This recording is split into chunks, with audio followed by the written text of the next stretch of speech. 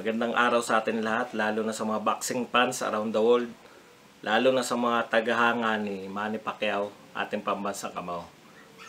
Pag-usapan natin ngayon at ikumpara ang rivalry ni Mayweather at ni Manny Pacquiao noon at ang rivalry naman ni Crawford at Spence ngayon.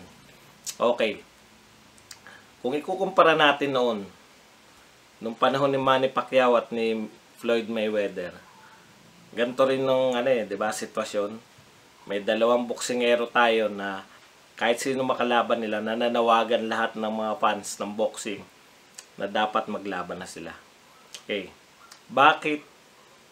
Ano ba yung mga factors o yung mga differences kung bakit nung panahon nila Mayweather Pacquiao ay parang sabik na sabik yung mga tao na maglaban sila? At bakit yung rurok nila ng kanilang kasikatan ay hindi maabot nitong nila Crawford at ni Spence? Suriin natin yung yung una, yung mga nakalaban ni Pacquiao at saka ni Mayweather.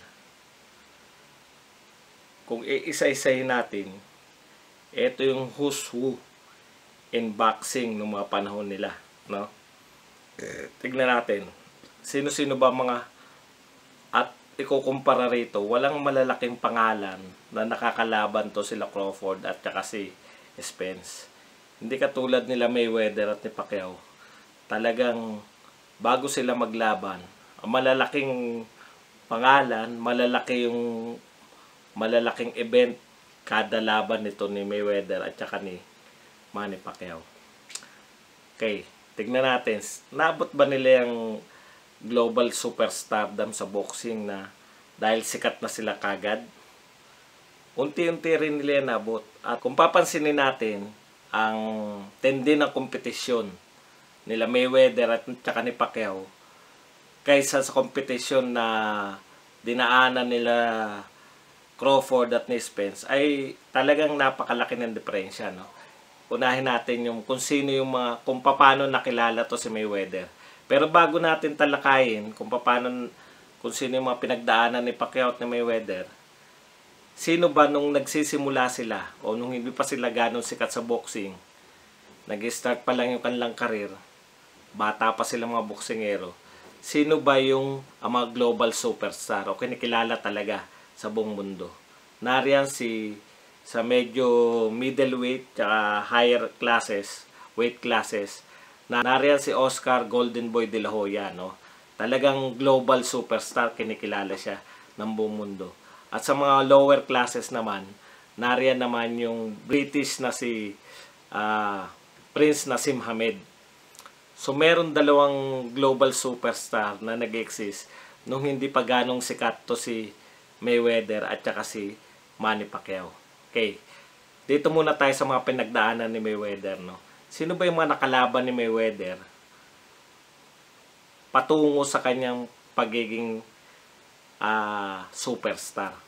Okay, ang una sa may mga pangalan niyang nakalaban, tignan nyo, kumpara nyo, si Diego Corrales. Sino ba si Diego Corrales? Ito ang pinakamabigat, isa sa mga pinakasikat na boksingero ng panahon na yun. Okay, lagi ang laban niya kay Jose Luis Castillo ay isa yan sa mga kinikilala na best boxing bout in the history ng boxing sa buong mundo hanggang sa kasalukuyan, no?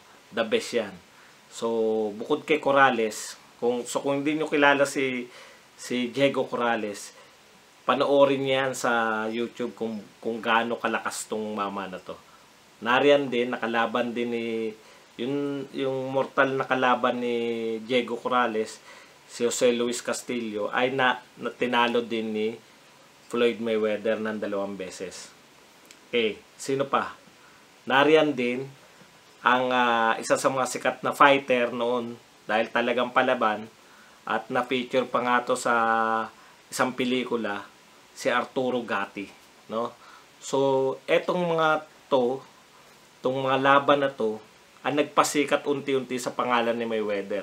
At syempre, naging nasalin kay Mayweather yung global superstardom nung tinalo niya yung pinakasikat na boksingero at pinakamalakas kumitang boksingero nung panahon na yun, si Oscar Golden Boy De La Hoya. Okay, dito muna tayo sa kay Pacquiao. At hindi pa dyan natapos, no? Marami pang mga kalaban si Mayweather na mga superstar din. Nariyan si Mosley, si Cotto, si Juan Manuel Marquez, at nariyan din, tinalo niya rin yung mga marami pang sikat na boksingero. Kay Pacquiao naman, alam naman natin na hindi naman katulad ng kay Mayweather na kahit papaano dumaan sa Olympics. Kaya naalagaan si Mayweather patungo sa kanyang pagiging superstar. Si Manny Pacquiao naman ay nakilala, siyempre, dahil sa tindi rin ng mga kinalaban niya. At ito, karamihan ng mga nakalaban niya ay ang pinakasikat na mga Meksikano nung panahon na yun. At hindi lang minsan niya nakalaban at tinalo, nagkaroon pa sila ng mga trilogy. At kay Juan Manuel Marquez nga ay umabot pa na hanggang 4 na laban. Na meron ding sariling rivalry si Morales at saka si Barrera. Okay, bakit sumikat to si Morales at si Barrera? 'Di ba nasabi ko kanina, ng pinakasikat naman sa lower classes na sa buong mundo ay si Prince Naseem Hamed ng Gran Bretanya. Ito naman yung tinalo ni Barrera. At si Barrera naman ay tinalo ni Pacquiao.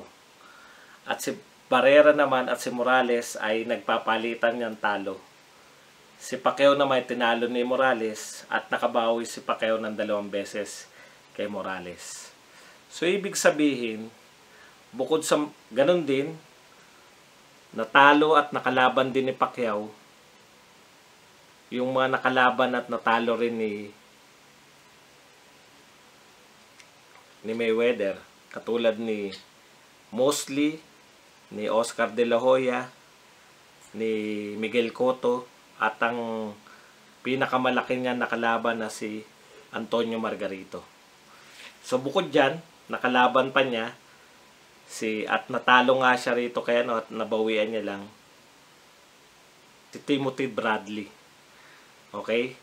So kung titignan nyo, ito yung mga superstar ng boxing, no? Nakalaban pareho at tinalo nila Mayweather at ni Manny Pacquiao. Hindi pa sila naglalaban, pero kada laban nila ay pa-build ng pa-build. Yung mga tao nananabik na sila ay maglaban. Hanggang sa nung naglaban nga sila, sabihin na natin na hindi na to yung peak ng kanilang lakas at bilis, ay ito ang nag-create o nag-break ng lahat ng record ng pay-per-view hanggang sa kasalukuyan.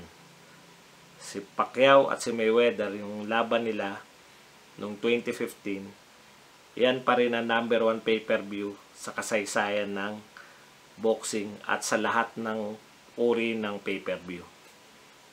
So, anong pagkakaiba nitong ni Spence at ni Crawford?